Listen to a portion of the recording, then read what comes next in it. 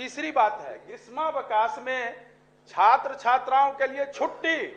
हमको लगता है विश्व में पहली बार ये बिहार में प्रयोग और अनुसंधान हो रहा है विभाग द्वारा, जो कि छात्र छात्राएं नहीं रहेंगे लेकिन शिक्षक शिक्षिकाएं विद्यालय में पता नहीं क्या करेंगे। हमको लगता है।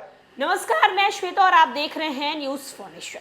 इन दिनों बिहार की शिक्षा व्यवस्था सुर्खियों में बनी हुई है। एक तरफ जहां के पाठक अपने फरमानों के लिए सुर्खियां बटोर रहे हैं, तो वहीं दूसरी तरफ के पाठक के फरमान विधानसभा से लेकर विधान परिषद में विपक्ष की तरफ से उठाए जा रहे हैं। वहीं आपको बता दें कि अब शिक्षकों की टाइमिंग को लेकर सरकार से मांग की गई है।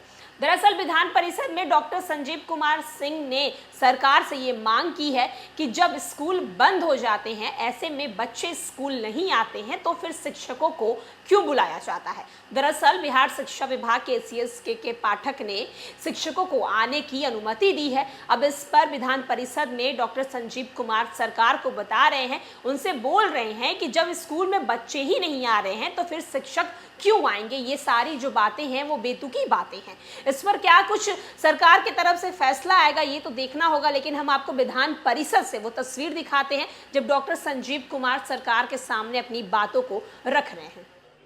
इसके संबंध में तो कई दिन कई बार चर्चाएं इसी सदन में हुई हैं और हमने कहा है कि मुख्यमंत्री ने इसी संबंध में उस सदन में कही है बातें। वो मुख्यमंत्री का जो निर्देश या जो निर्णय है या जिसकी घोषणा मुख्यमंत्री ने की है, जो उसको सुन के माननीय सदस्यों के इस चिंता का जो इस ध्यानाकर्षण सूचना में है समाधान हो जाना चाहिए। और वो जो मुख्यमंत्री की घोषणा है वो हमने कहा है कि सरकार उसका अनुपालन सुनिश्चित करेगी। सदस्यों को इतना भरोसा इत्मीनान होना चाहिए। वो तो हमने कह दिया है कि कटौती महोदय, जहां तक इस ध्यानाकर्षण में महोदय जो 2-3 तरह की बातें हैं, उन दोनों तरह की बातों पर हम लोग अलग अलग प्रश्न का उत्तर दे चुके हैं। वेतन कटौती है, अनुशासनिक कार्रवाई है, उसी के बारे में अभी हम लोग बात कर रहे हैं। मैं उसकी चर्चा नहीं करूंगा जो अब का ये समय के बारे में जो है। सही में माननीय मंत्री महोदय ने कहा, कई बार बातचीत हो चुकी है, लेकिन मंत्री महोदय ने कहा, अभी कहते कहते उन्होंने कहा ये हो जाना चाहिए। मैं सुनना चाहता हूं या सदन चुनना चाहता है जो कि होगा। पहली बात ये है महोदय। दूसरी बात है इसमें समय सारणी की, जिसके बारे में कोई चर्चा सदन में अभी तक नहीं हुई। तीसरी बात है ग्रीष्मावकाश में छात्र छात्राओं के लिए छुट्टी।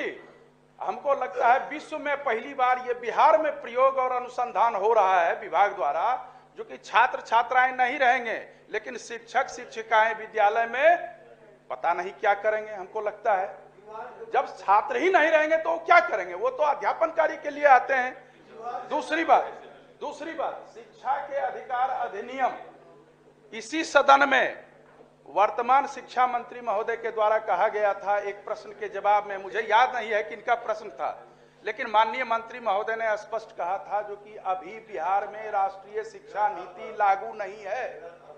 प्रोफेसर संजय जी का प्रश्न था, राष्ट्रीय शिक्षा नीति लागू नहीं है, यहाँ शिक्षा के अधिकार अधिनियम लागू।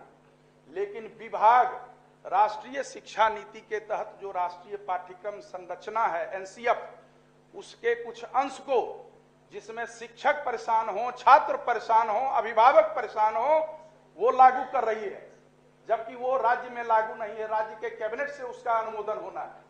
तो ये सब ऐसे प्रश्न हैं जो अनछुए हैं। सदन में एक बार भी मंत्री महोदय इसकी चर्चा नहीं हुई है। मेरा आग्रह है सभापति महोदय, चलते सत्र के बीच में आपके कक्ष में माननीय मंत्री महोदय भी रहें, चूंकि इस संदर्भ में सचिवालय में जो सचिव हैं, सचिव शिक्षा विभाग के द्वारा हम लोगों को बुलाया गया था और इस बारे में बातचीत भी चलिए कंक्लूड कीजिए। कहा भी गया महोदय, ठीक है, बैठ जाओ। चलिए माननीय हो गया जीवन, नहीं माननीय सदस्य खत्म कीजिए। नहीं, समय बहुत हो चुका है। माननीय मंत्री एक जवाब चलिए।